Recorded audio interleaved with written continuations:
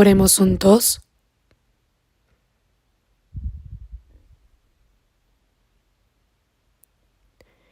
Santo y misericordioso Dios, nuestro Padre que nos amas, te damos gracias por tu gran gracia, por haber tenido compasión de nosotros que vivíamos en pecado lejos de ti. Cuando aún no te conocíamos, el Señor Jesús tomó sobre sí la maldición y el juicio que debíamos recibir, y con su preciosa sangre derramada, limpió eternamente nuestros pecados, otorgándonos la salvación sin ningún mérito de nuestra parte. Te damos gracias por tu inmensa gracia que nos has permitido comprender tu gran amor y misericordia y por habernos concedido la vida eterna y la esperanza. Ahora deseamos vivir el resto de nuestra vida para la voluntad y la gloria de Dios quien nos ha salvado. En este momento damos gracias porque habiendo sido redimidos por la preciosa sangre del Señor, podemos reunirnos ante ti para alabar tu gran amor y gracia, aprender tu palabra y tener comunión en la santa comunidad que está contigo. Creemos que en este momento el Señor está en medio de nosotros. Oramos con fervor para que mires con compasión a cada uno de nosotros, nos sostengas con tu mano misericordiosa y nos fortalezcas con tu gracia, tu palabra y el poder del Espíritu Santo según nuestra necesidad. Enséñanos aún más cómo debemos vivir el resto de nuestra vida solo para tu voluntad y tu gloria.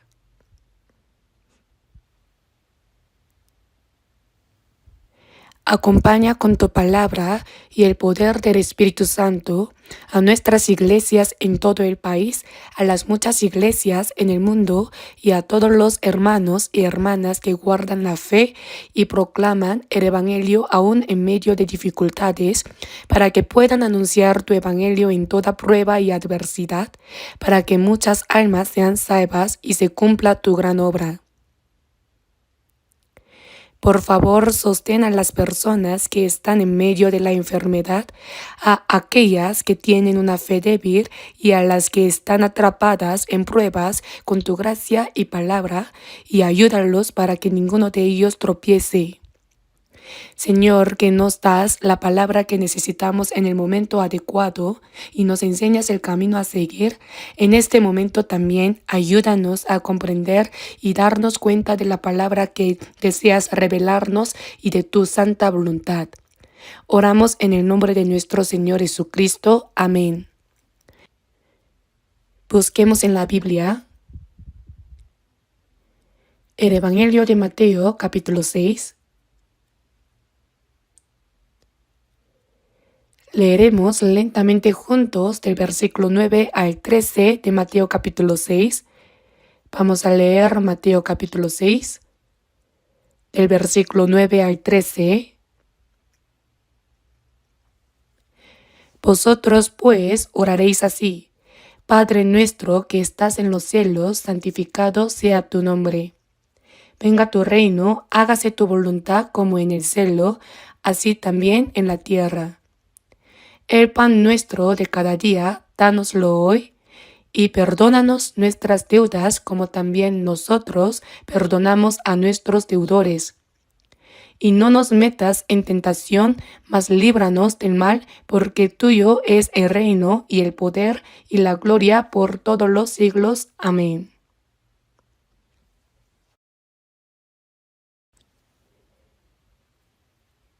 La oración que el Señor nos enseñó, aunque planeaba terminarla el domingo pasado, hay algo importante que aún queda por decir. Por eso no pude continuar y decidí hablar de ello una vez más. Ahora todos ustedes pueden memorizar la oración que el Señor nos enseñó, ¿verdad? Cada una de sus palabras tiene un profundo significado ya que Jesús nos dio en ella lo más importante acerca de cómo debemos orar. Por eso debemos esforzarnos por orar de esa manera. Debemos memorizar con frecuencia la oración que el Señor nos enseñó y al mismo tiempo debemos orar conforme a su contenido.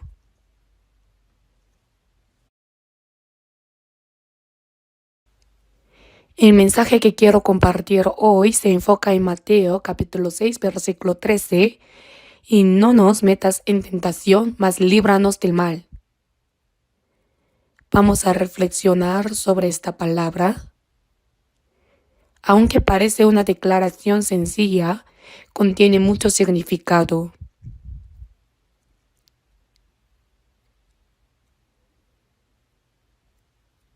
En la Biblia, la palabra tentación aparece de varias formas y se puede dividir en 3 grandes categorías. Aunque en nuestro idioma usamos la palabra tentación, en la Biblia en inglés se utilizan diferentes términos.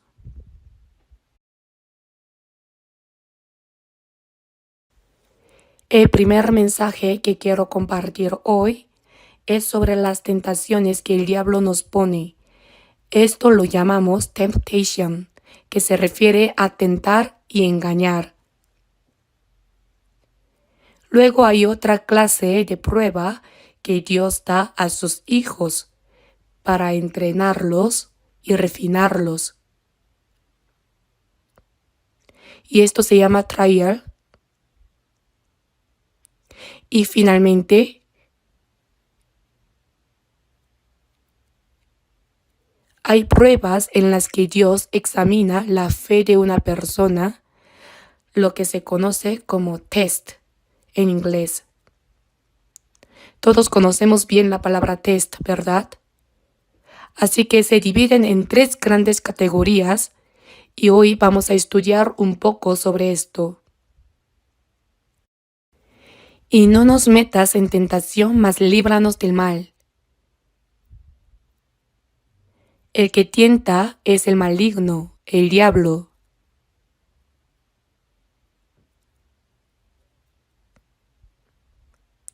Las personas que no han sido salvadas son engañadas por el diablo, quien con las vanidades de este mundo confunde sus corazones para que no reciban la salvación.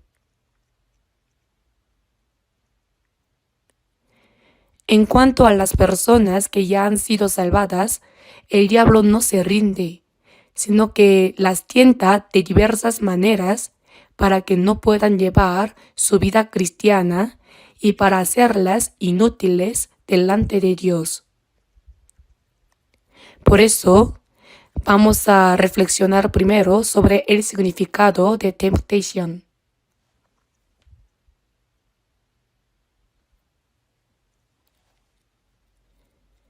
La tentación es una prueba de personalidad en la que el maligno, el diablo, engaña.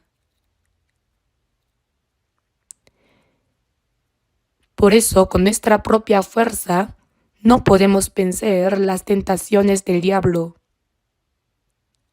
Originalmente, el ángel caído es quien se conoce como el diablo. Dios, quien creó al ser humano, primero creó a los ángeles, y como se menciona en los libros de Daniel y Apocalipsis, el número de ángeles es millares de millares le servían y billones de millones asistían delante de él. Son muchos. Entre ellos, los ángeles especiales eran Gabriel, Miguel y Lucifer, y a cada uno se le había asignado 1/3 de todos los ángeles.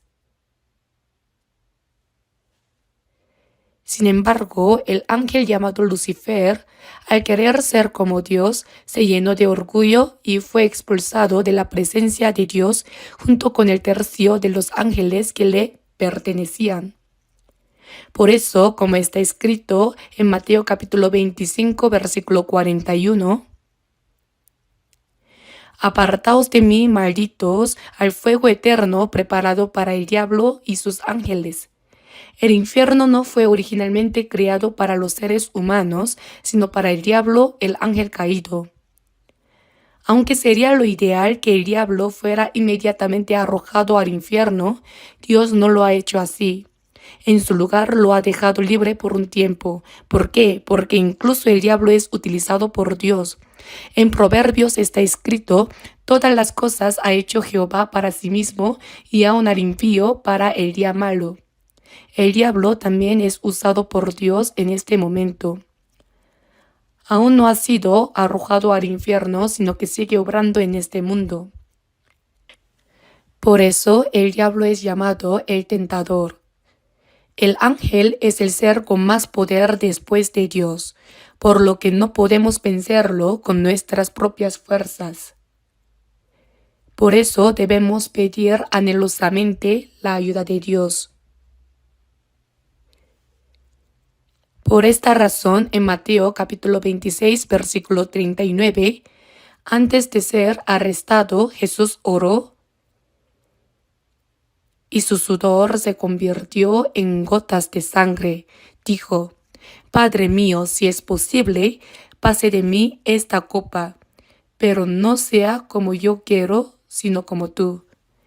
Esa oración en la que Jesús decidió morir en la cruz revela que Jesús también tenía una carne débil como la nuestra. Su carne no quería el dolor ni el oprobio de la cruz. Sin embargo, el propósito por el cual Jesús vino al mundo fue para que Dios se hiciera hombre, llevando en su cuerpo nuestras debilidades, tomando sobre sí mismo el pecado de la humanidad y recibiendo la maldición y el juicio que los pecadores merecían. Jesús vino para morir y derramar su sangre con el fin de salvar nuestras almas. Por lo tanto, era algo que Jesús no podía evitar. Padre mío, si es posible, pase de mí esta copa, pero no sea como yo quiero, sino como tú. La voluntad del Padre era que su Hijo unigénito, que no tenía pecado, muriera en nuestro lugar para salvarnos. Esa era la voluntad de Dios. Por eso Jesús también luchó y se esforzó orando anhelosamente para vencer la debilidad de su carne.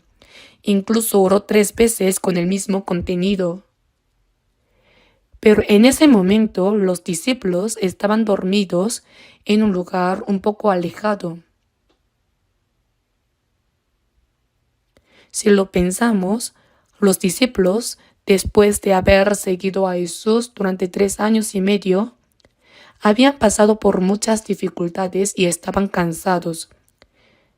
Por eso se durmieron por el cansancio. De modo que Jesús les dijo en Mateo capítulo 26, versículo 41, velad y orad para que no entréis en tentación. Sin embargo, los discípulos no permanecieron despiertos para orar. Como resultado, cayeron en la tentación. La tentación fue cuando Jesús fue arrestado. Los discípulos, que habían dicho que nunca negarían al Señor, incluso si tenían que morir, se escaparon por miedo a ser arrestados y morir. Debido a que no oraron y no recibieron la ayuda de Dios, todos cayeron en la tentación.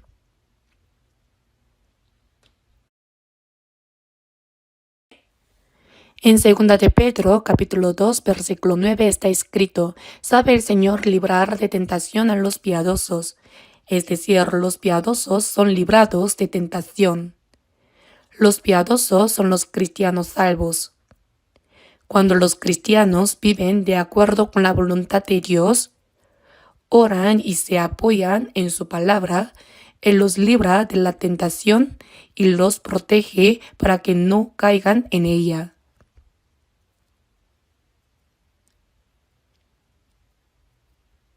Recibimos el poder de vencer las tentaciones a través de la oración.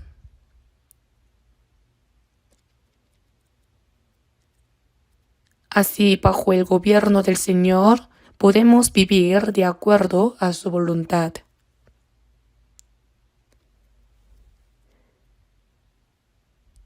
En Santiago capítulo 1, versículo 14 dice: sino que cada uno es tentado cuando de su propia concupiscencia es atraído y seducido. El ser humano tiene una naturaleza caída, una vieja naturaleza que no ha sido transformada, que aún permanece tanto antes de la salvación como después de la salvación. A través de esta naturaleza el diablo nos tienta. Uno de los 12 discípulos de Jesús, Judas Iscariote, amaba el dinero. Con su codicia por el dinero entregó a Jesús.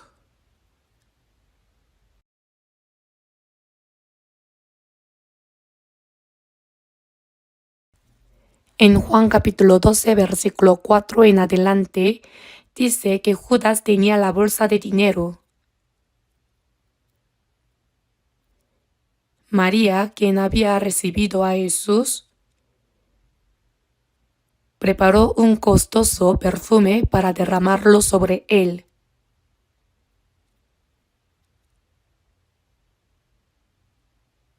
Ese perfume valía 300 denarios, que era el dinero que un hombre adulto podía ganar trabajando durante un año. Era una gran suma de dinero. Sin embargo, ella utilizó ese dinero. Tal vez ese dinero era para la preparación de su matrimonio o toda su riqueza, pero compró un frasco de perfume valioso. Lo rompió y derramó el perfume sobre los pies de Jesús.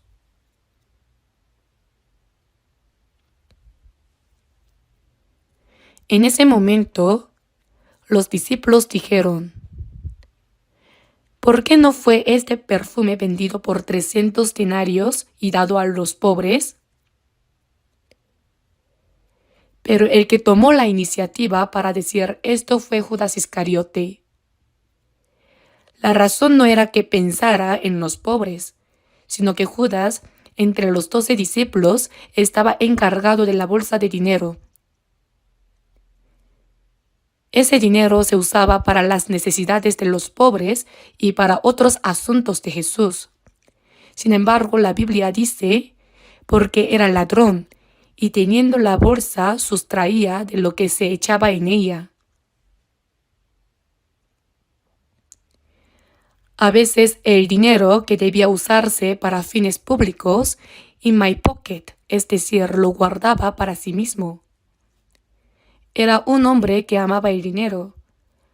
Lo que no entiendo es por qué a una persona que amaba tanto el dinero se le confió la bolsa. Creo que fue para darnos una lección. Por eso el diablo tentó a Judas. Judas, quien tenía una codicia por el dinero, finalmente vendió a Jesús por 30 piezas de plata. Judas pensaba que si Jesús se convertía en rey, él podría tener un puesto importante, y como estaba a cargo de la bolsa de dinero, probablemente pensó: el cargo de ministro de finanzas es mío. Si llegó a ser ministro de finanzas, podría acumular riqueza de manera ilícita. Sin embargo, cuando Jesús fue arrestado y condenado a muerte, todas sus esperanzas se desvanecieron. Además, temía que debido a ser discípulo de Jesús, también lo arrestaran a él. Por eso decidió traicionar a Jesús y venderlo. Lo que sucedió es que Jesús estaba orando con sus discípulos en un lugar apartado durante la noche donde nadie lo sabía. Fue allí donde Judas se acercó a los líderes religiosos y les dijo: ¿qué me queréis dar? Y yo os lo entregaré. Y así recibió 30 piezas de plata por adelantado. En Juan capítulo 13, versículo 2 está escrito: y el diablo ya había puesto en el corazón de Judas Iscariote, hijo de Simón, que le entregase. El diablo pone deseos de codicia en los corazones de las personas que tienen esas debilidades. Judas pensaba que si entregaba a Jesús, no solo evitaría ser arrestado, sino que también ganaría dinero. Tal vez pensaba que después de 3 años y medio de seguir a Jesús, al menos podría recuperar lo invertido. Pero en Juan capítulo 13, versículo 27 dice, entonces Satanás entró en él. El diablo entró en el corazón de Judas y lo llevó a actuar. El deseo de codicia en Judas lo impulsó a traicionar a Jesús, y en ese acto de traición él cayó y terminó en el infierno. ¿Creen que Jesús realmente fue vendido por Judas? Judas vendió su alma, ¿verdad? Por eso Jesús dijo, a la verdad el Hijo del Hombre va, según está escrito de él. Es decir, Jesús murió, resucitó y ascendió para ir a donde está Dios, tal como está escrito. Mas hay de aquel hombre por quien el Hijo del Hombre es entregado. Bueno le fuera a ese hombre no haber nacido. Si no hubiera nacido, no habría ido al infierno. Judas, por su codicia, traicionó a su Maestro Jesús y cayó al infierno.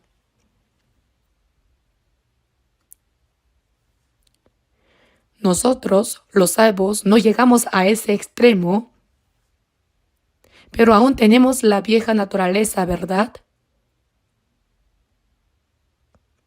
Esa vieja naturaleza no ha sido completamente transformada y el diablo la utiliza para tentarnos.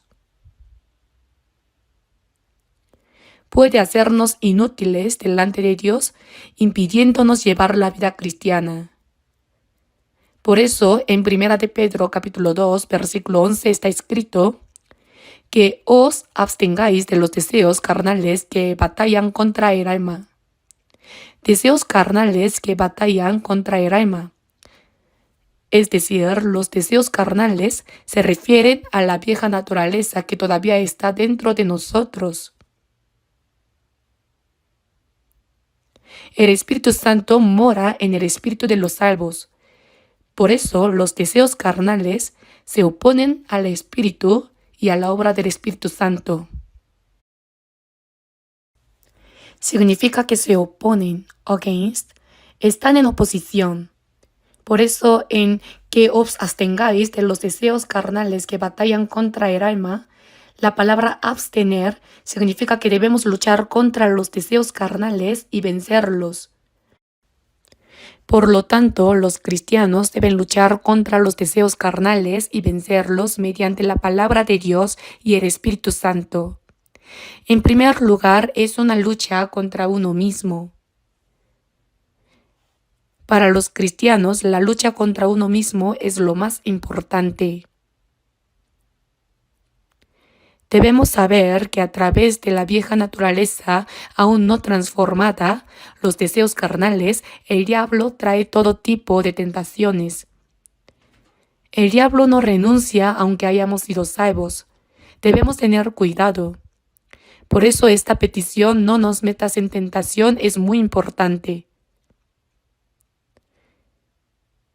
Padre nuestro que estás en los cielos, esta oración la pueden hacer los que han sido salvos, y los salvos no deben caer en tentación. La salvación no puede ser arrebatada, pero sí se puede hacer que una persona viva según la carne. Se puede interferir con su vida cristiana y convertirlo en una persona inútil ante Dios. Así que hay una lucha contra uno mismo. En Génesis capítulo 3, versículo 14, vemos la escena en la que Adán y Eva desobedecieron la palabra de Dios y fueron expulsados del huerto del Edén.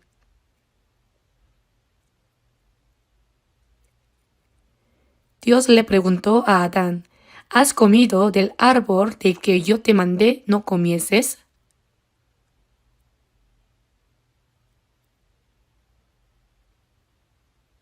Y a Eva, yo no te ordené a ti, tú solo tenías que escuchar a tu esposo. ¿Por qué hiciste esto? Ella respondió, ¿acaso comí porque quise comer? La serpiente me engañó y comí. La serpiente en el huerto de Edén no era como las serpientes que se arrastran hoy. Esto es seguro.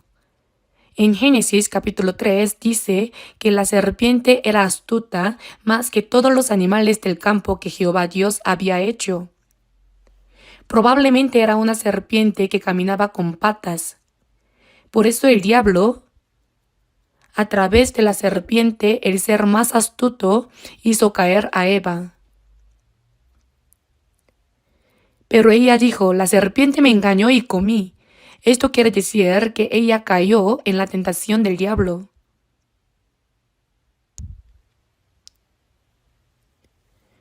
Entonces Dios dijo, pondré enemistad entre ti y la mujer, y entre tu simiente y la simiente suya.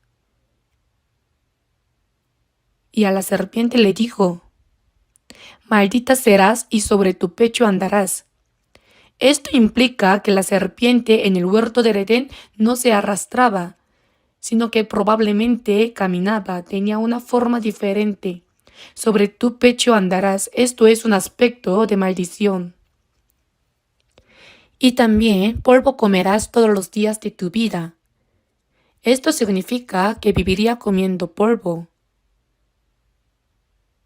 Pero ¿entendemos esta palabra? Ahora la serpiente vive comiendo polvo o caza ranas. ¿Acaso no caza otros animales como ranas para sobrevivir? Sin embargo, en la palabra de Dios, en Isaías capítulo 65, versículo 25 dice, y el polvo será el alimento de la serpiente.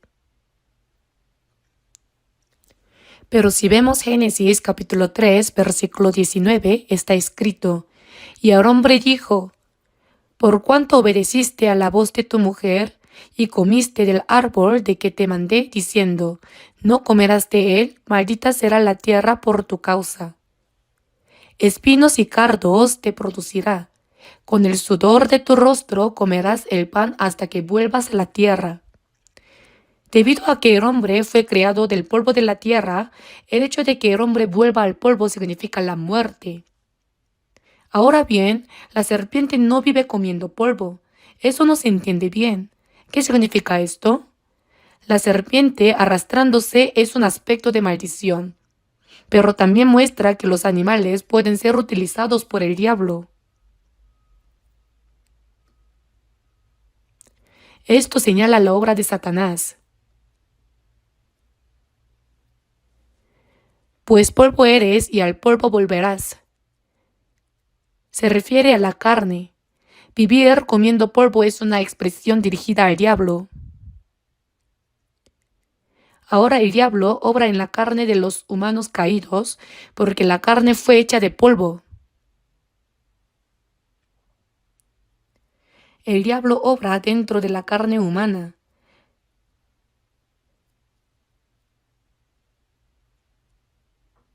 Por eso en Gálatas capítulo 5 versículo 17 está escrito, porque el deseo de la carne es contra el espíritu, y el del espíritu es contra la carne, y estos se oponen entre sí. Así es, están en oposición. El Espíritu Santo dentro de nosotros lucha contra la vieja naturaleza que no ha sido transformada. Y la carne también se rebela contra el Espíritu. Los deseos de la carne van contra el Espíritu. Se refiere a esta vieja naturaleza no transformada que se opone a la obra del Espíritu Santo. Nosotros tenemos el deseo de aprender y entender la palabra, de agradecer por la gracia de Dios y de obedecer la palabra con un corazón de amar al Señor.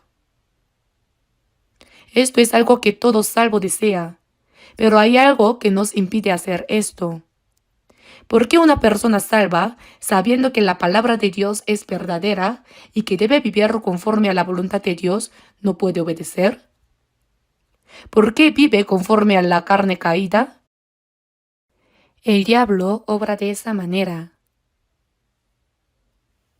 Los deseos de la carne son la naturaleza no transformada. Se menciona que se opone al Espíritu Santo, Oponerse significa resistir. Por eso, estos se oponen entre sí para que no hagáis lo que quisierais. No sabemos cuánto nuestra vieja naturaleza no transformada interfiere en nuestra vida cristiana. Impide que aprendamos la palabra de Dios e impide que obedezcamos.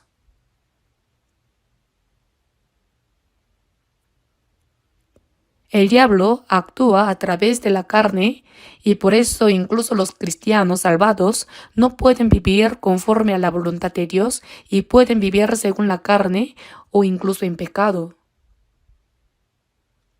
Por eso se nos dice que os abstengáis de los deseos carnales que batallan contra el alma.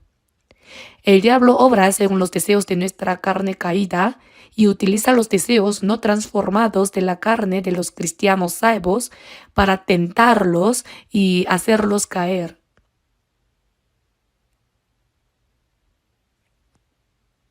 Este es un gran problema.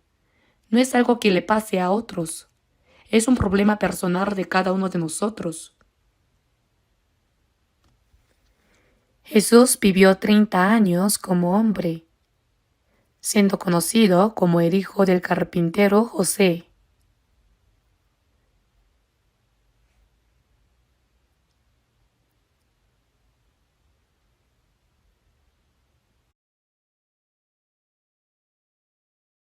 Después, tras recibir el bautismo de Juan el Bautista en el río Jordán, comenzó su vida pública. Por eso si miramos en Mateo capítulo 4, versículo 1, entonces Jesús fue llevado por el Espíritu al desierto para ser tentado por el diablo, y después de haber ayunado 40 días y 40 noches tuvo hambre. Lo curioso aquí es que no fue llevado por el diablo para ser tentado, sino que fue llevado por el Espíritu al desierto para ser tentado por el diablo. ¿Por qué sucedió esto? Porque para que Jesús pudiera salvarnos, primero Él mismo tenía que vencer la tentación del diablo. Adán, el antepasado y representante de la humanidad, cayó en la tentación del diablo, desobedeciendo la palabra de Dios y cayendo en el pecado. Por eso, para que Jesús pudiera llevar a cabo la obra de la salvación, tenía que restaurar lo que Adán había fracasado. Tenía que vencer la tentación del diablo. Por esta razón, ayunó durante 40 días y pasó hambre. Luego el tentador intentó ponerlo a prueba. Conocen bien el contenido de Mateo capítulo 4, ¿verdad? Si eres hijo de Dios, pero Jesús ya había recibido todas las evidencias de que Él era hijo de Dios y sabía perfectamente que lo era. Sin embargo, el diablo le dijo, si eres hijo de Dios, di que estas piedras se conviertan en pan.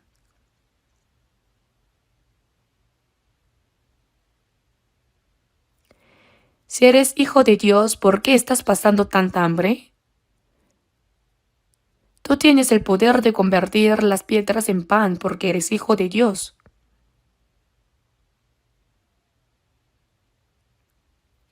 Parece que estaba intentando ayudar a Jesús. Cuando la carne está más débil, hambrienta y agotada, lo que más se necesita es comida. El diablo fue a tentarlo con el alimento. Parecía que estaba ayudando a Jesús. Oh, si eres hijo de Dios, ¿por qué estás pasando tanta hambre? Puedes hacer que las piedras se conviertan en pan.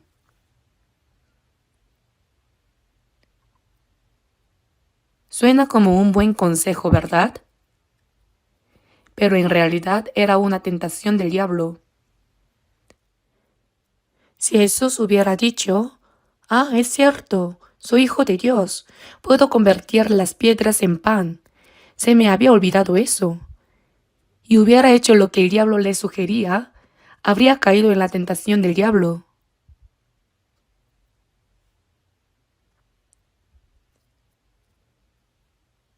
Sin embargo, Jesús respondió en Mateo capítulo 4, versículo 4, no solo de pan vivirá el hombre, sino de toda palabra que sale de la boca de Dios. Con esta palabra Jesús rechazó la tentación del diablo. Debemos reflexionar bien sobre las palabras, no solo de pan vivirá el hombre, aunque el pan sea necesario, sino de toda palabra que sale de la boca de Dios. No solo debemos alimentarnos con comida, sino también aprender la palabra de Dios. Job dijo, guardé las palabras de su boca más que mi comida. Cuando la carne tiene hambre, uno come y duerme, pero él anhelaba más la palabra de Dios. Muchos interpretan que el hombre no vivirá solo de pan, sino de toda palabra de Dios, como si significara estudiar y memorizar la Biblia.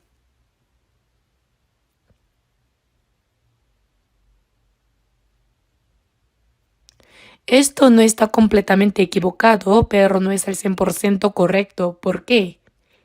Porque Jesús es el Verbo hecho carne. ¿Acaso Jesús, como nosotros, necesitaba aprender la palabra de Dios en el mundo o memorizarla? Él, que es el Verbo de Dios, vino en carne.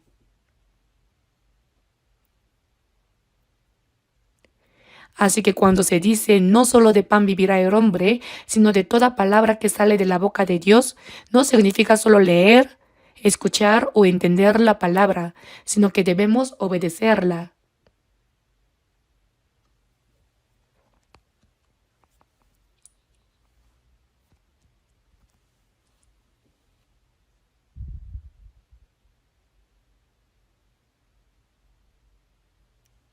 En Juan capítulo 4, Jesús, al ir de Judea a Galilea, pasó por el desierto de Samaria.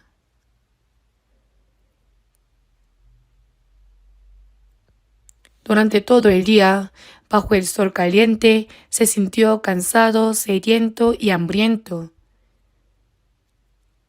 Así que los discípulos entraron en la ciudad para comprar comida y la trajeron a Jesús. Rabí, coma. ¿Saben lo que Jesús dijo en ese momento? Yo tengo una comida que comer que vosotros no sabéis. Los discípulos se preguntaron entre ellos, ¿le habrá traído alguien de comer? No, nadie le había llevado comida. Cuando le pidió agua a la mujer samaritana, ella olvidó darle agua y dejó su cántaro para irse a la ciudad de Samaria. Mi comida es que haga la voluntad del que me envió y que acabe su obra.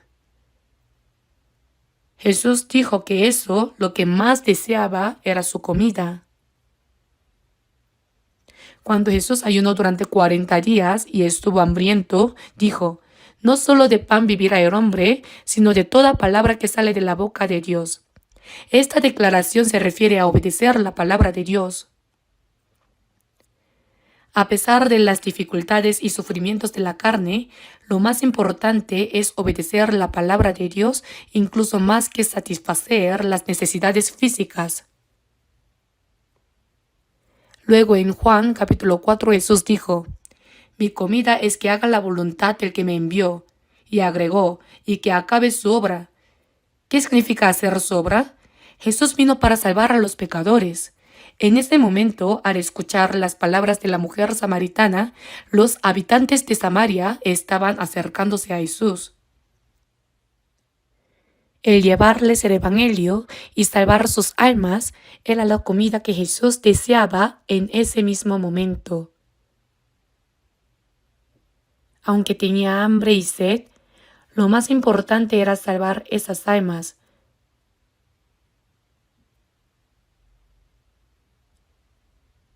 Así que Jesús venció la tentación del diablo y la rechazó.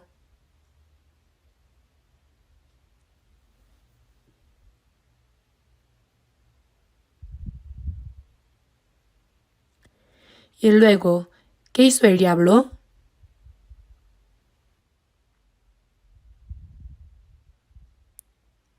En lo alto, en el pináculo del templo, Probablemente en un estado medio dormido lo hizo. Lo puso en el pináculo y le dijo: si eres hijo de Dios, échate abajo, porque escrito está: a sus ángeles mandará acerca de ti, y en sus manos te sostendrán, para que no tropieces con tu pie en piedra. Lánzate. La Biblia dice que los ángeles vendrán y no dejarán que tropieces con tu pie en piedra. Lánzate. Debido a que Jesús resistió al diablo con la palabra, él también intentó tentarlo usando la palabra. Esa palabra no era un llamado a probar, sino que era una promesa de que en medio de las dificultades Dios lo protegería. No era un mandato para probar si Dios lo haría o no. Entonces Jesús respondió: escrito está también: no tentarás al Señor tu Dios. Con esto Jesús rechazó la segunda tentación del diablo. ¿Cuál fue la tercera tentación? Y le mostró en un momento todos los reinos de la tierra. Lo que dijo el diablo fue: a ti te daré toda esta potestad y la gloria de ellos, porque a mí me ha sido entregada. ¿Cuándo? Cuando en el huerto del Edén Dios le dijo a Adán que gobernara sobre todo, él entregó ese dominio al diablo. Por esto el diablo se convirtió en el rey de este mundo. Porque a mí me ha sido entregada, y a quien quiero la doy. Todo esto te daré si postrado me adorares. Es una tentación que nos deja sin palabras, ¿verdad?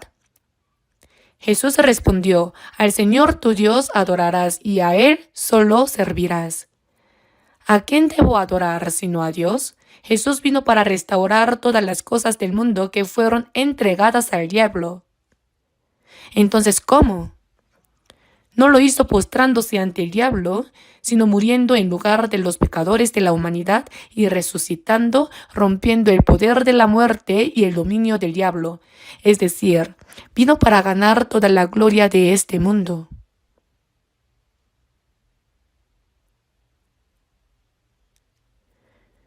Por eso, y a Él solo servirás. De esta manera, Jesús venció completamente las tres tentaciones del diablo.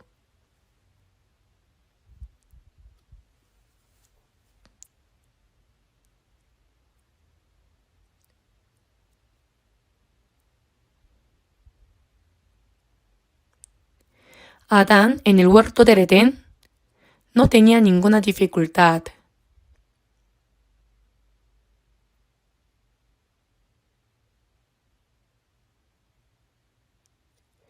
Había una cantidad suficiente de frutas hermosas y Dios le dijo: come lo que quieras.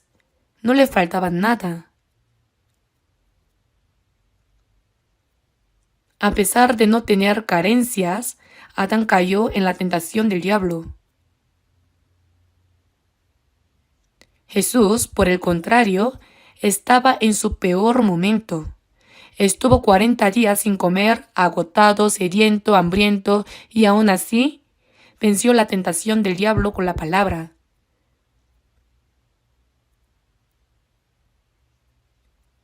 El diablo que tentó a Jesús también nos tienta a nosotros, ¿lo sabían? Si Jesús hubiera caído en la tentación del diablo, no habría podido ser el Cristo, no habría podido ser nuestro Salvador. Para salvarnos, Jesús vino con un cuerpo humano como el nuestro, débil, y en su peor momento venció la tentación del diablo. Pero debemos considerar que la primera tentación del diablo tiene que ver con problemas económicos. Incluso las personas salvas enfrentan dificultades, sufrimientos y a veces pobreza, ¿verdad? Y es entonces cuando el diablo viene y dice: tú eres salvo, eres hijo de Dios. ¿Por qué estás pasando por dificultades?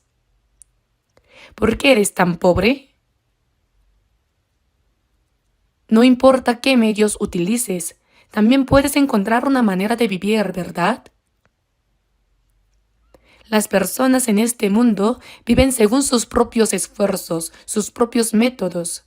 Pero nosotros, como cristianos, sabemos que el Dios que ha salvado nuestras almas también cuida de nuestros cuerpos, ¿verdad? Entonces, ¿cómo ven los cristianos? No significa que los cristianos no trabajen, todos trabajan para vivir, pero la manera de vivir es diferente. No os afanéis pues diciendo qué comeremos o qué beberemos o qué vestiremos, porque los gentiles buscan todas estas cosas. Los gentiles son aquellos que no han sido salvados, pero vuestro Padre Celestial sabe que tenéis necesidad de todas estas cosas. Si miramos en Mateo capítulo 10 versículo 30, pues aún vuestros cabellos están todos contados. Si Él cuenta todos mis cabellos, ¿qué no sabrá Él? Dios conoce mi situación mejor que yo mismo. Él sabe todo lo que necesito. El hecho de que lo sepa es una promesa de que Él se encargará de ello. No es que Él no sepa cómo darlo, sino que quiere ver si dependemos de Él, incluso en medio de las dificultades y pruebas.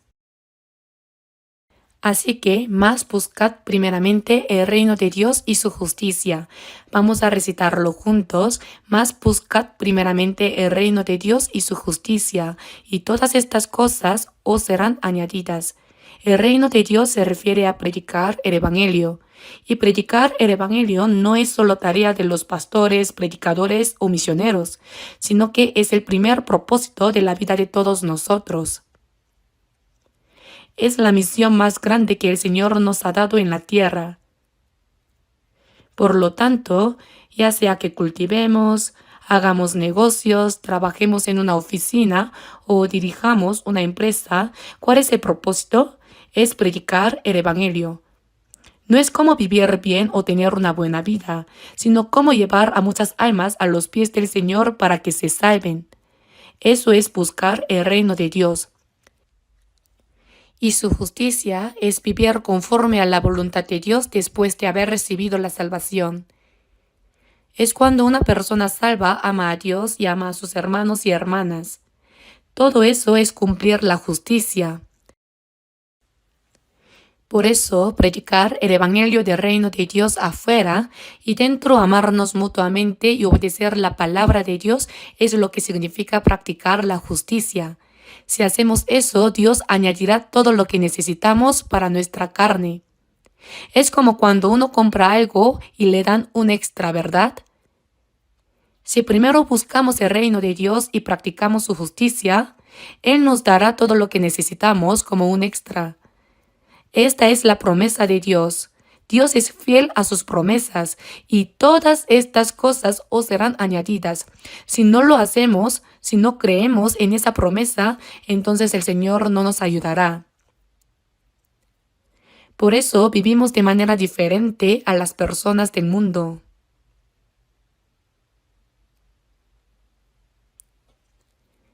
Las personas del mundo usan cualquier medio y hacen lo que sea para ganar dinero. Incluso si no tienen habilidades para ganar dinero, intentan vivir de cualquier manera, incluso haciendo trampas. Pero los cristianos no somos así, porque ahora somos hijos de Dios. ¿Qué no sabría el Dios que cuenta hasta los cabellos de nuestra cabeza? Él nos guarda y nos guía hasta que entremos en su reino. Mas buscad primeramente el reino de Dios y su justicia. Y en la Biblia hay muchas palabras, promesas que dicen, si haces esto, entonces. Pero si no lo hacemos, no sirve de nada. No cumplir con lo que dice la Biblia es no creer en las promesas de Dios. Las personas que creen reciben lo que creen. Así que cuando uno es salvo, la primera tentación que enfrenta es la economía. La persona rica no sabe usar bien su dinero y lo gasta a su manera. Eso también es pecado ante Dios. La persona pobre, por otro lado, enfrenta la tentación debido a su pobreza.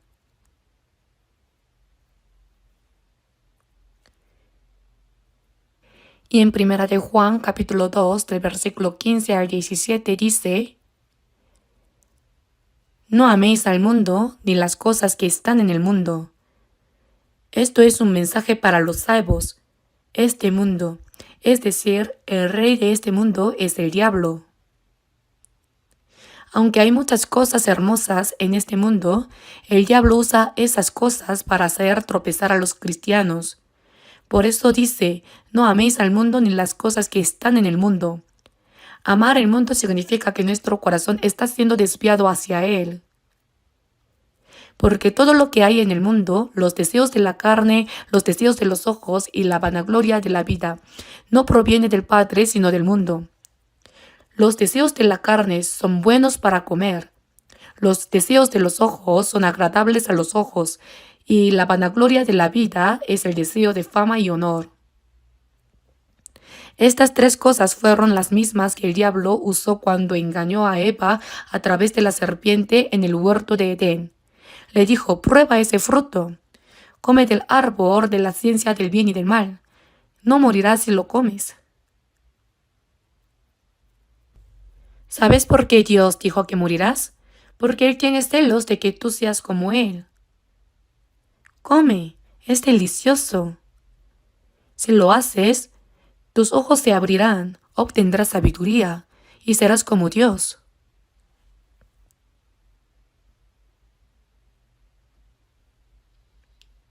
Y vio la mujer que el árbol era bueno para comer y que era agradable a los ojos y árbol codiciable para alcanzar la sabiduría.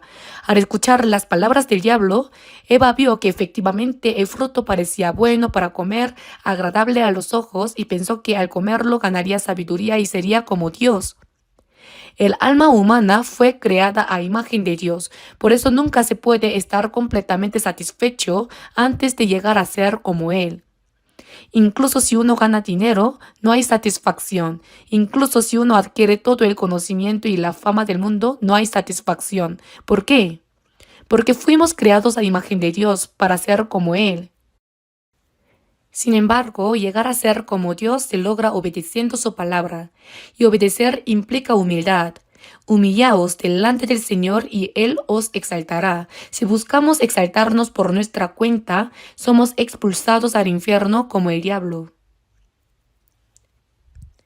Pero los deseos de la carne, los deseos de los ojos y la vanagloria de la vida, lo que es bueno para comer, agradable a los ojos y codiciable, los problemas económicos.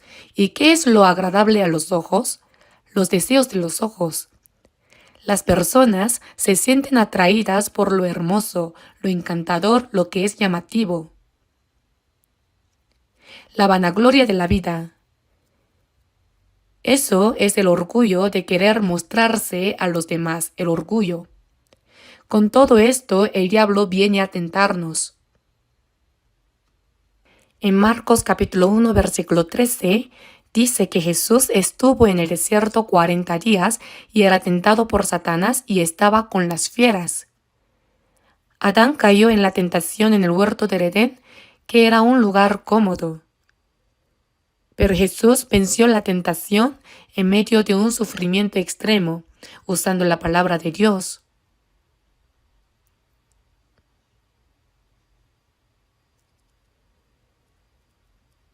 Esta es otra evidencia de que Jesús es el Cristo. Solo al vencer las tentaciones de Satanás, Jesús pudo salvarnos del poder de Satanás, incluso en medio del sufrimiento. Sin embargo, en Lucas capítulo 4, versículo 13, se dice que después de que Satanás terminó de tentar a Jesús, se apartó de él por un tiempo. Esto significa que después de 3 tentaciones, el diablo se alejó, pero por un tiempo. Satanás estuvo detrás de Jesús durante toda su vida, tratando de hacerlo tropezar. ¿Lo sabía? En Mateo capítulo 27, versículo 40, mientras Jesús estaba colgado en la cruz sufriendo para redimir los pecados de la humanidad, ¿qué dijeron los judíos? Sálvate a ti mismo si eres hijo de Dios, desciende de la cruz, que descienda ahora de la cruz y creeremos en él. El diablo vino hasta el pie de la cruz y tentó a Jesús. Este diablo, no lo olviden, sigue a los cristianos que han sido salvados tentándolos hasta el final. Esto es algo muy importante de hecho. Si caemos en las tentaciones del diablo, incluso los salvos no podrán vivir una vida cristiana verdadera, fracasarán por completo y se convertirán en personas inútiles ante Dios. En tiempos de guerra, ¿no se ataca al punto débil del enemigo para invadirlo? De la misma manera, el diablo intenta hacernos caer a través de nuestras debilidades. Aquellos que son débiles frente al dinero, por ejemplo, el diablo tratará de hacerlos caer a través de las riquezas. Judas Iscariote también amaba el dinero. Y fue a través de su amor por el dinero que el diablo lo usó para vender a Jesús por 30 piezas de plata. No fue Jesús quien fue vendido por 30 piezas de plata, sino que fue la propia alma de Judas la que fue vendida. Y terminó cayendo en el infierno. En Hechos capítulo 5 encontramos la historia de Ananías y Zafira. En ese tiempo los cristianos de Jerusalén, al reconocer la gracia de Dios, se amaban unos a otros. Estaban unidos por el deseo de predicar el Evangelio y además sabían que Jerusalén sería destruida por el ejército romano como Jesús había predicho. Pero cuando viereis a Jerusalén rodeada de ejércitos, sabed entonces que su destrucción ha llegado. Por lo tanto, los santos de Jerusalén no tenían esperanza en la ciudad. Y ninguno decía ser suyo propio nada de lo que poseía. Aquellos que tenían casas y tierras las vendían y ponían el precio de lo vendido a los pies de los apóstoles para que lo distribuyeran equitativamente. Así que no había entre ellos ningún necesitado.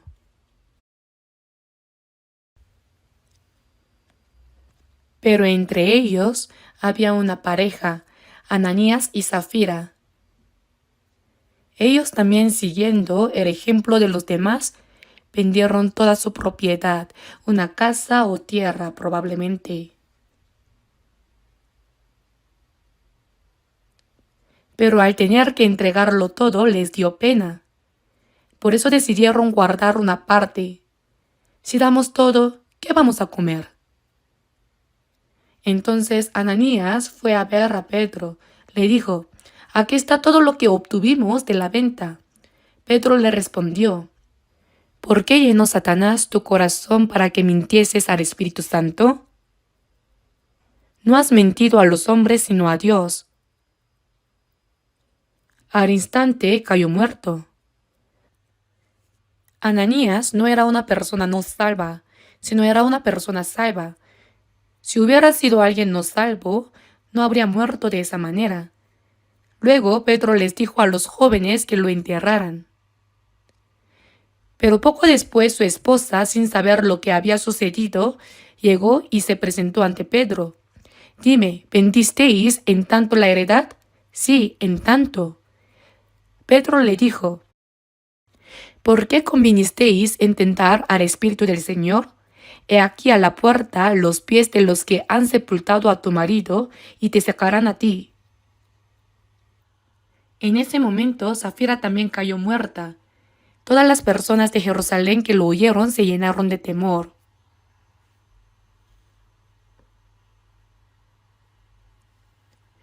Hoy en día, aunque no ofrezcamos la mitad o aunque no demos nada, no morimos, ¿verdad? ¿Por qué? Porque es diferente a aquel entonces. No es que no muramos, sino que hay un problema. ¿Lo sabían? Cuando surgen situaciones, debemos hacer lo que necesitamos hacer. A veces no lo hacemos por nuestra avaricia carnal. Esto no significa que tengamos que dar todo lo que tenemos sin dejar nada. Así que teniendo sustento y abrigo, estemos contentos con esto. Con tener lo necesario para vivir está bien. Lo demás debe ser utilizado para la obra del Evangelio, para ayudar a los hermanos y hermanas que están pasando dificultades. Dios nos ha encomendado lo que tenemos para que lo usemos de esta manera. No es mi dinero solo porque lo poseo. Hay cosas que debo usar para mí, para el Evangelio y para ayudar a los hermanos y hermanas. Debemos saber cómo repartirlo correctamente.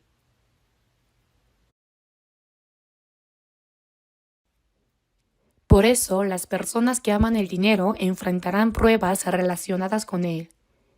Por eso en 1 de Timoteo, capítulo 6, del versículo 9 al 10, está escrito: porque los que quieren enriquecerse caen en tentación y lazo, y en muchas codicias necias y dañosas que hunden a los hombres en destrucción y perdición.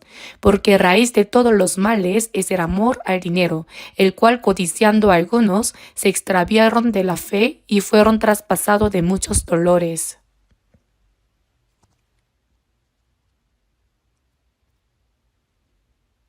Amar el dinero significa tener un apego profundo hacia él.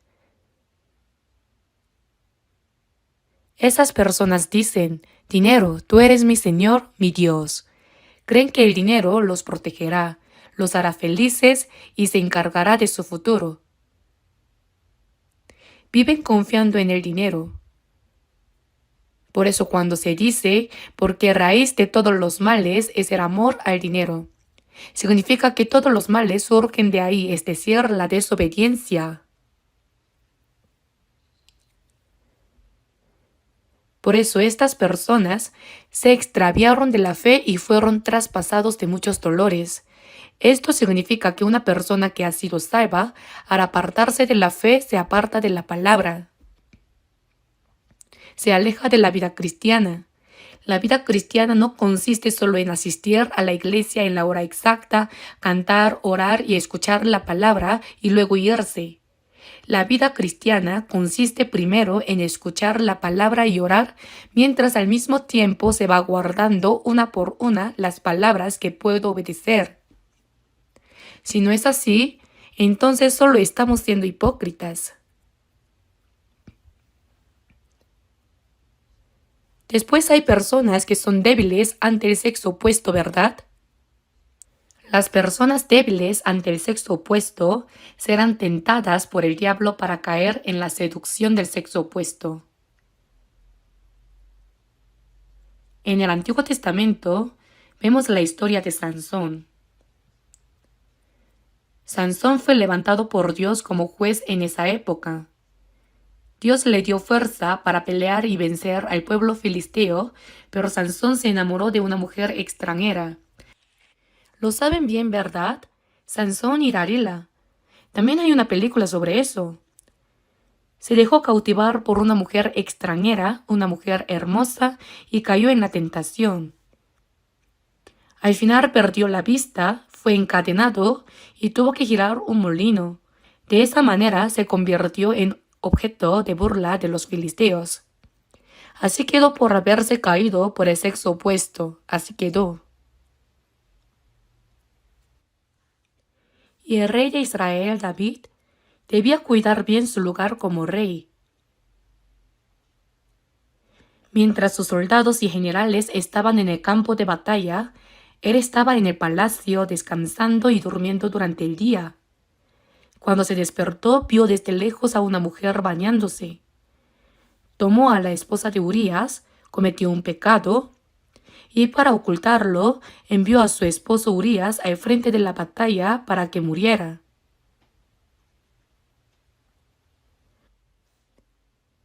Aunque fue reprendido por el profeta Natán, lloró amargamente y se arrepintió, pero aunque el castigo por su pecado fue perdonado, la disciplina fue algo que tuvo que soportar toda su vida. ¿Cuánto sufrió David por esa disciplina? Fue traicionado por su propio hijo, expulsado y vivió un dolor indescriptible.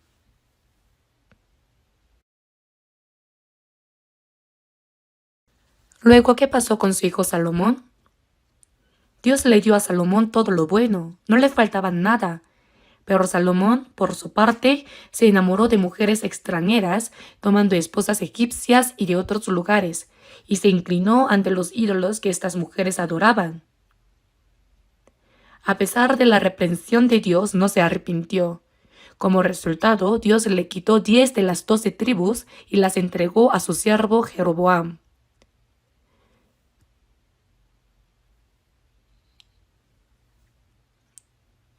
Muchas personas han caído debido a la tentación del sexo opuesto. Sin embargo, José, el hijo de Jacob, era diferente. José fue vendido a Egipto por el odio de sus hermanos, pero Dios estuvo con él, y al ver su diligencia llegó a ser el mayordomo en la casa de Potifar, un alto funcionario del faraón en Egipto. Estaba a cargo de toda la administración de la casa de Potifar. Un día, cuando su esposo se fue al palacio y no había nadie en su casa, la esposa de Potifar empezó a coquetear con él, guiñándole el ojo y rogándole. Le pedía que tuviera un momento de diversión con ella. José no quería ni estar cerca de ella. Pero un día, cuando no había nadie en la casa, la mujer lo atrapó y le pidió insistentemente: «Duerme conmigo».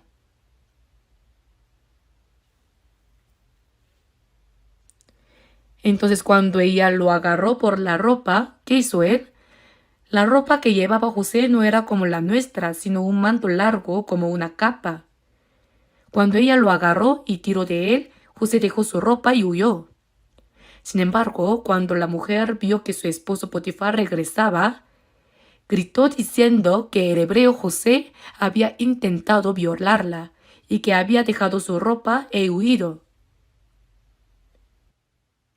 Potifar, al pensar un momento, dijo: «José no es así. Algo no cuadra aquí». Pero, ¿qué podía hacer? Como no había evidencia, lo metió en prisión, en la cárcel donde los siervos del rey eran encarcelados por sus crímenes.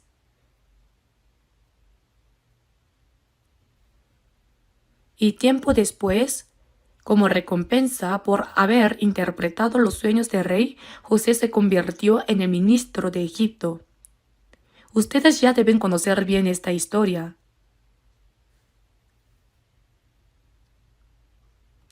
Pero ¿qué habría pasado si José hubiera caído a la tentación de la esposa de Potifar? Probablemente el nombre de José no estaría en la Biblia. Todo lo que Dios quería hacer a través de José habría terminado allí. La tentación del sexo opuesto es muy fuerte.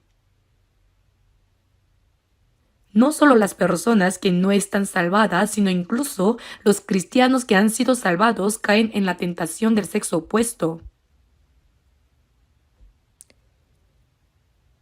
Incluso los predicadores caen en ello.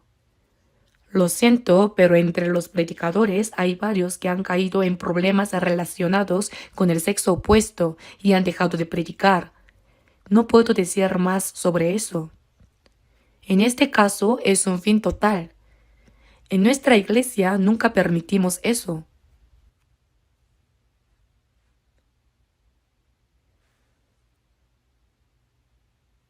Después, aquellos que tienen un sentido de honor, el diablo los prueba utilizando ese sentido.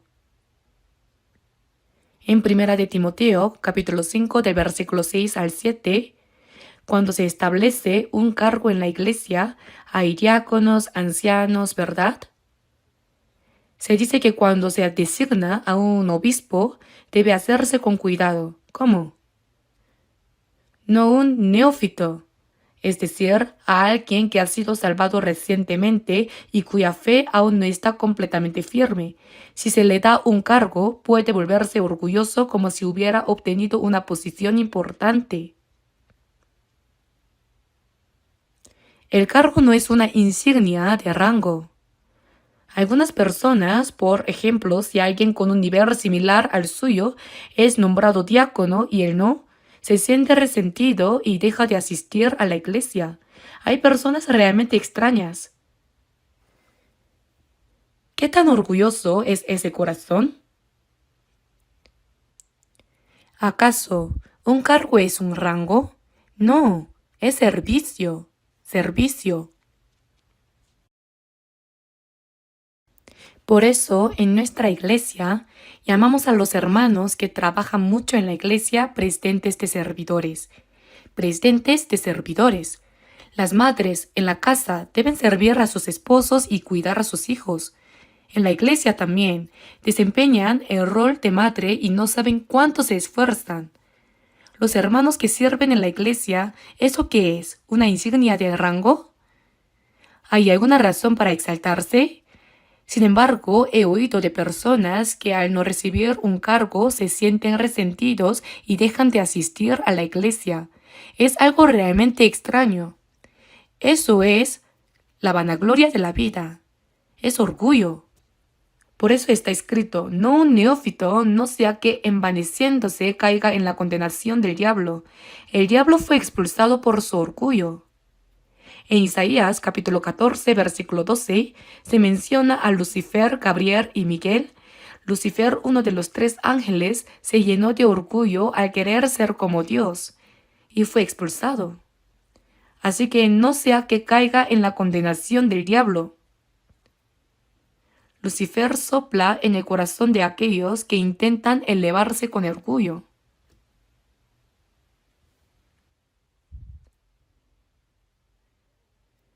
Y también está el rey de Israel, Saúl.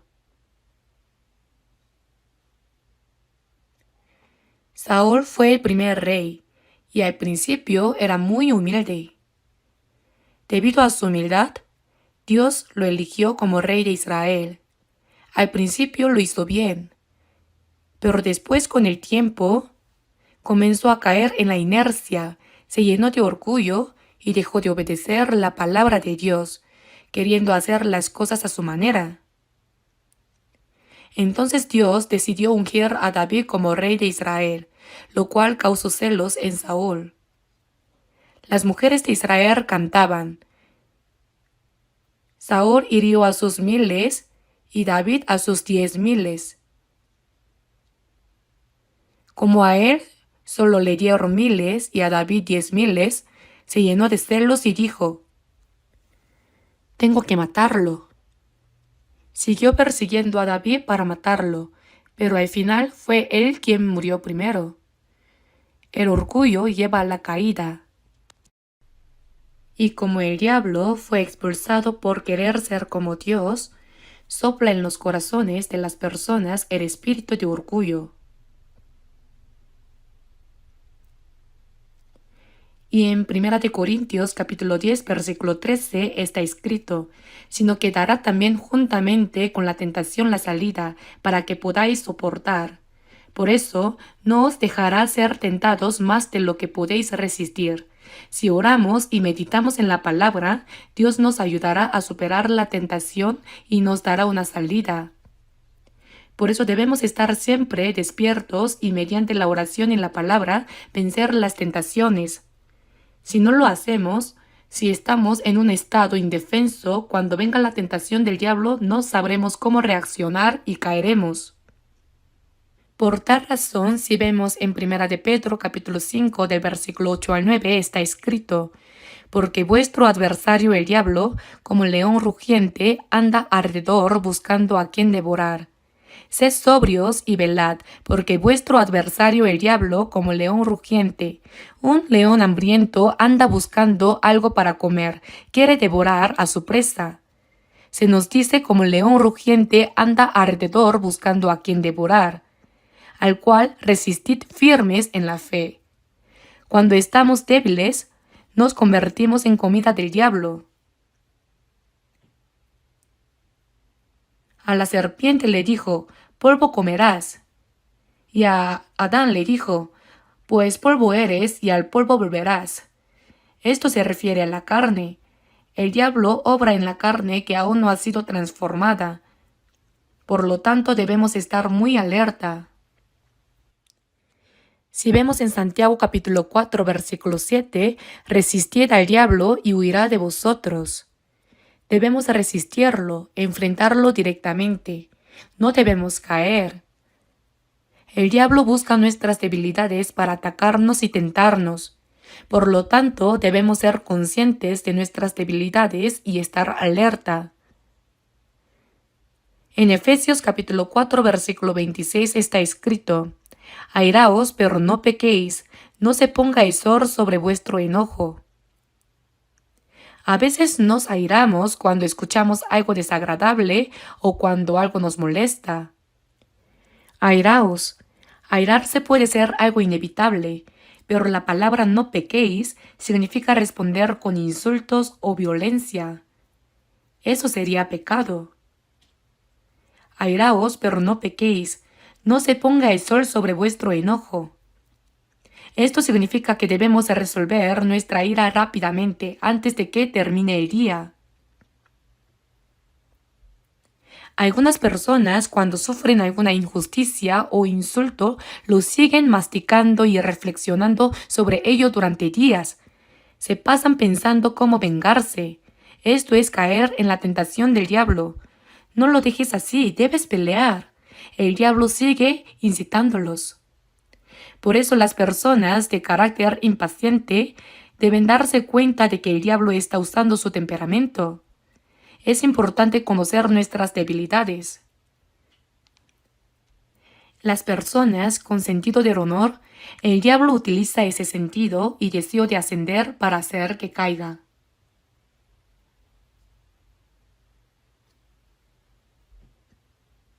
Y ahora, el tipo de prueba que el diablo utiliza se llama temptation, ¿verdad? Que significa tentación.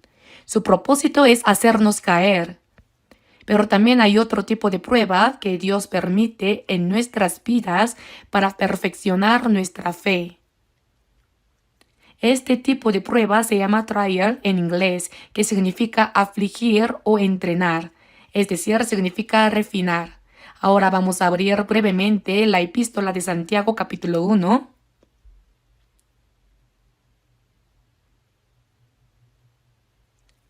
Después del libro de Hebreos se encuentra Santiago, capítulo 1, versículos 2 y 3.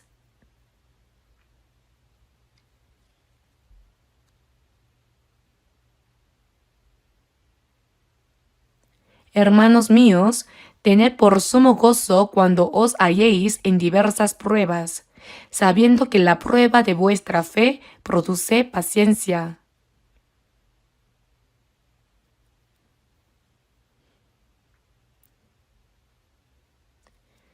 En este versículo dice: tened por sumo gozo cuando os halléis en diversas pruebas. Estas pruebas no son tentaciones que vienen para hacernos caer, sino las dificultades y sufrimientos que Dios nos da para refinarnos.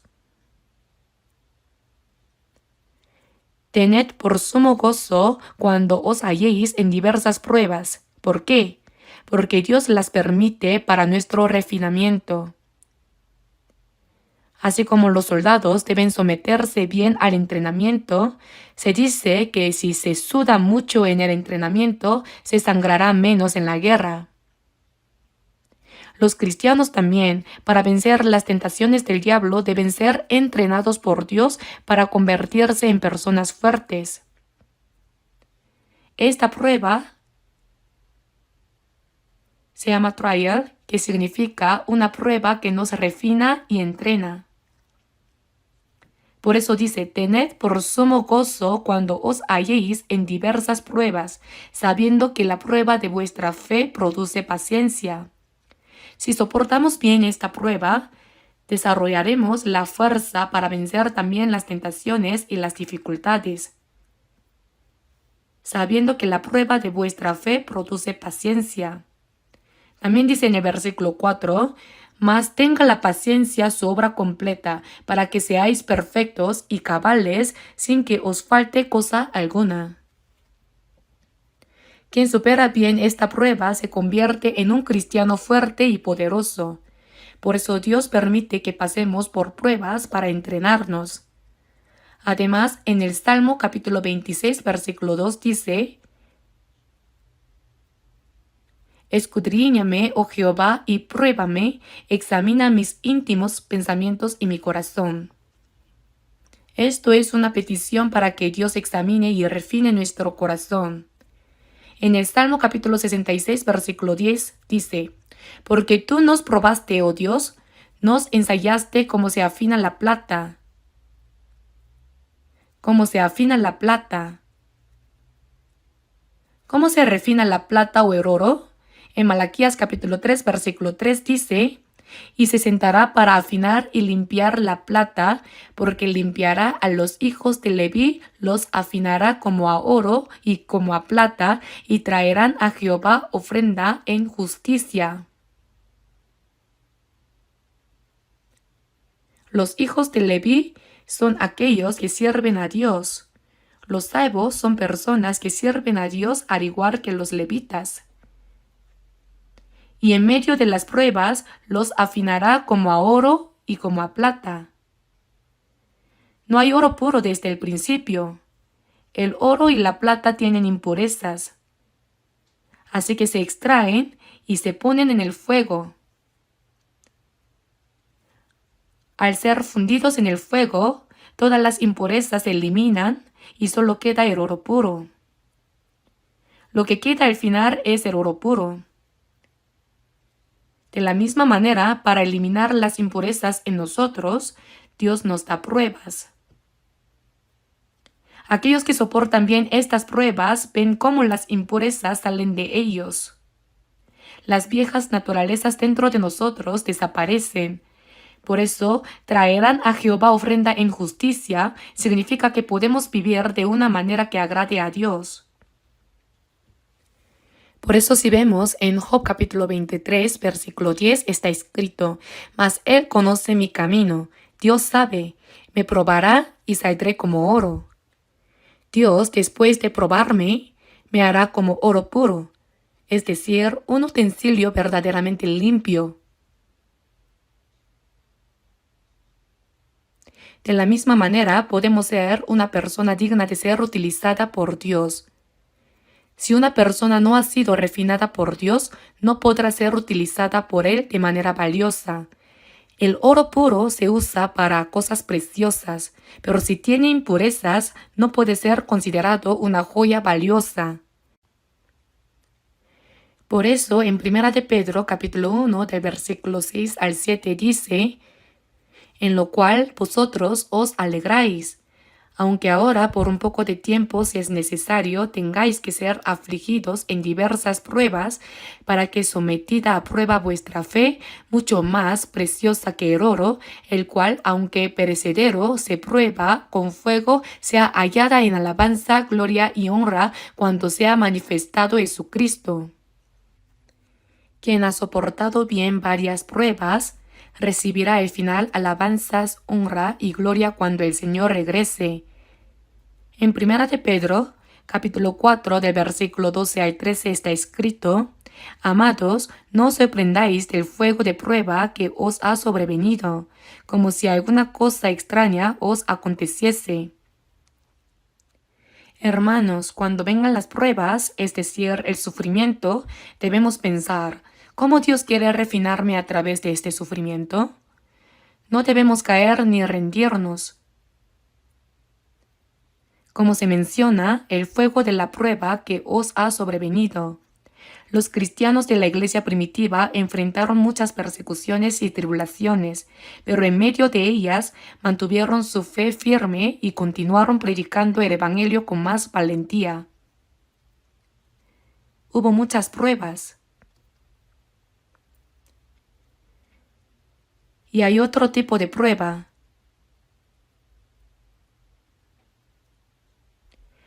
Dios probó al pueblo de Israel para ver si obedecían o no la ley.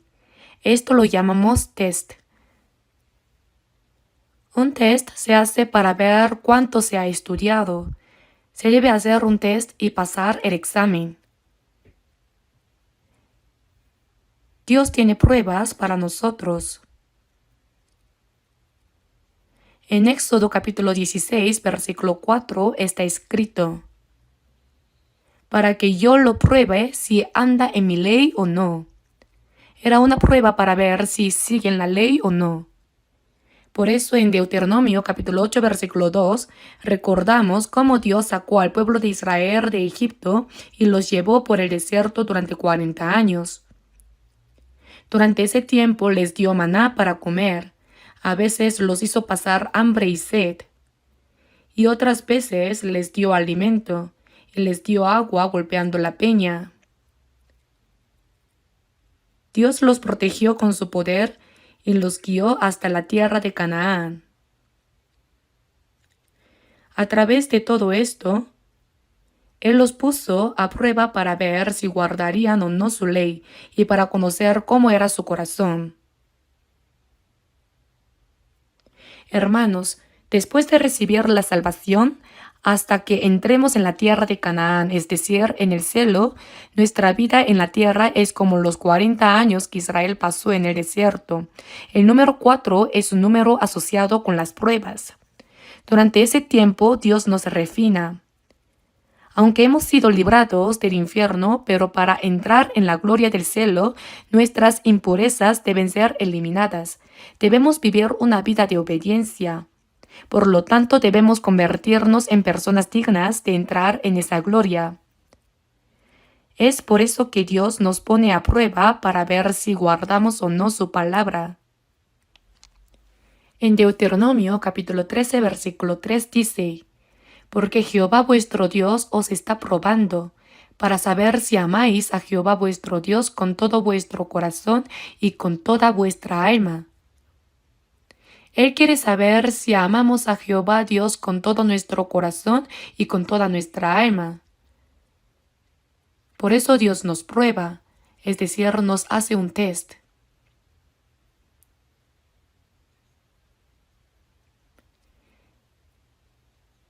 En Génesis capítulo 22, versículo 1 dice: como el tiempo se está acabando, terminaré rápidamente. Cuando Abraham tenía 100 años, Dios le dio a Isaac. Isaac estaba creciendo hermosamente, tenía alrededor de 13 o 14 años. Y aunque Abraham tenía mucha riqueza, nada era más precioso para él que su amado hijo Isaac, que nació cuando él tenía 100 años, incluso más que su anciana esposa.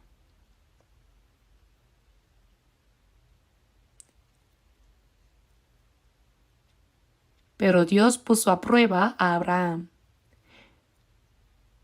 Toma ahora tu hijo, tu único Isaac, a quien amas, y vete a tierra de Moría, y ofrécelo allí en holocausto sobre uno de los montes que yo te diré. ¿Y qué dijo Abraham? Dijo: Señor, me prometiste que a través de Isaac tendría descendencia tan numerosa como las estrellas del cielo y la arena del mar, y ahora me pides que lo mate. ¿Qué está pasando? No, no dijo eso. No dijo: Señor, ¿ha cambiado tu corazón? No. Tampoco dijo: dame un poco de tiempo para pensar, necesito hablarlo con mi esposa. Si hubiera dicho eso, todo habría salido mal. La palabra de Dios debe ser obedecida inmediatamente. Sí, Señor.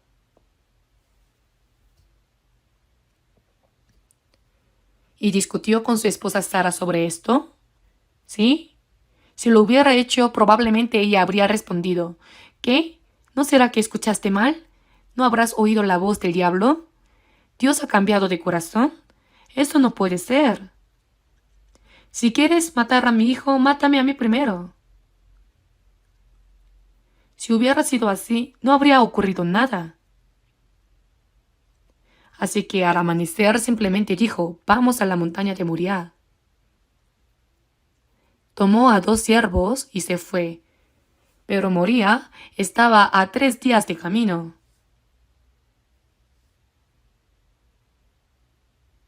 Al llegar al pie de la montaña, les dijo a sus siervos que se quedaran allí. Si los hubiera llevado con él, tal vez podrían haberlo detenido diciendo: Señor, ¿estás loco? Entonces les dijo: esperen aquí hasta que regresemos. Luego, con el cuchillo y el fuego en mano, cargó la leña sobre Isaac y comenzaron a caminar diciendo: vamos. Isaac, que ya había visto a su padre ofrecer sacrificios, pensó: hoy también se ofrecerá un sacrificio. Llevaba la leña para el holocausto, mientras su padre llevaba el cuchillo, y así caminaron. En ese momento, Isaac le preguntó: He aquí el fuego y la leña. Mas ¿dónde está el cordero para el holocausto?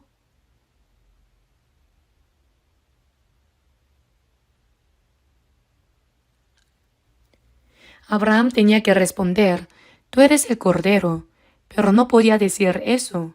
En lugar de eso respondió, Dios se proveerá de cordero para el holocausto, hijo mío. Así que subieron al monte Moriah y Abraham le dijo, Isaac, hoy tenemos que ofrecer el mejor cordero. Y Dios me ha dicho que el cordero hoy es el más amado, tú, mi único hijo Isaac. Padre, ¿de verdad? Está bien. Entonces ató sus manos bien fuerte. Por favor, átame bien. Colocó la leña y luego lo ató con fuerza y levantó el cuchillo para matarlo. ¿Qué hizo Abraham en ese momento? Le dijo, Dios mío, no vayas a detenerme. ¿De verdad lo hago? ¿De verdad lo hago? No, no dijo eso, estaba levantando el cuchillo para matarlo de verdad. Pero en ese momento, si vemos en Génesis capítulo 22, Dios lo llamó, Abraham, Abraham, y de repente 2 veces, detente, ya es suficiente. En Génesis capítulo 22, versículo 12, Dios le dijo, porque ya conozco que temes a Dios por cuanto no me rehusaste tu hijo tu único. Justo en ese momento, Dios le mostró un carnero atrapado en un zarzal. En ese momento, Abraham pasó la prueba. Pasó la prueba o test. Así que Abraham se convirtió en el antepasado de toda la fe. La fe es simplemente obedecer sin dudar.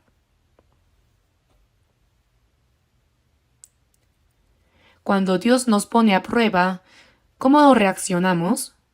Las pruebas son de muchos tipos. La mayor prueba es cuando Dios nos pide dar lo que más amamos. ¿Qué harían en ese momento? Dame a tu hijo. ¿O puedes darme aquello que más te gusta? La respuesta debe ser sí. No podemos decir, déjame pensarlo, dame un poco de tiempo, no. Debemos obedecer a Dios sin dudar. Porque ya conozco que temes a Dios. Esa es la prueba aprobada. Y en Hebreos capítulo 11, versículo 17 está escrito, por la fe Abraham cuando fue probado ofreció a Isaac. Y en Jeremías capítulo 17, versículo 10 está escrito, Oh Jehová, que escudriño la mente, que pruebo el corazón, para dar a cada uno según su camino, según el fruto de sus obras. Dios nos prueba y si fallamos, Él nos disciplina. Si obedecemos, nos bendice. Él nos recompensará conforme a nuestras obras. Si obedecemos, recibimos bendición, pero si desobedecemos, Él nos disciplina. Dios no nos deja sin prueba. Él también nos hace un test. Entonces, hay una prueba llamada temptation en la que el diablo nos tienta y nos engaña. Y luego hay una prueba llamada trial, es decir, el sufrimiento que Dios nos da para nuestro refinamiento. Son sufrimiento y pruebas. También está una prueba llamada test para darnos mayores bendiciones y gracia. Debemos pasarla bien. Si lo logramos, Dios no solo hará grandes cosas a través de esa persona, sino que también la bendecirá enormemente porque Él recompensará según nuestras obras. Oremos. Padre Dios lleno de misericordia, nos has salvado con tu preciosa sangre, por lo que tanto nuestro cuerpo como nuestra alma son todos tuyos. Deseamos que el resto de nuestra vida sea para servir al Señor y vivir para la voluntad y la gloria de Dios. Señor, ayúdanos a vencer las muchas pruebas que se nos acercan, líbranos de las tentaciones del maligno, el diablo, y ayúdanos a soportar todas las dificultades que nos entrenen para que nuestra fe se refine y podamos ser personas más fuertes. Señor, que nos pruebas, conoces nuestro corazón y todo lo que somos. Por eso deseamos obedecer completamente tu voluntad y tu palabra. Señor, sujeta a cada persona con el poder de tu palabra y del Espíritu Santo y guíanos para que en el resto de nuestra vida, como hijos de Dios, seamos dignos de recibir alabanza, gloria y honra sin ser reprendidos ante la gloria del Señor que pronto regresará. Oramos en el nombre de nuestro Señor Jesucristo. Amén.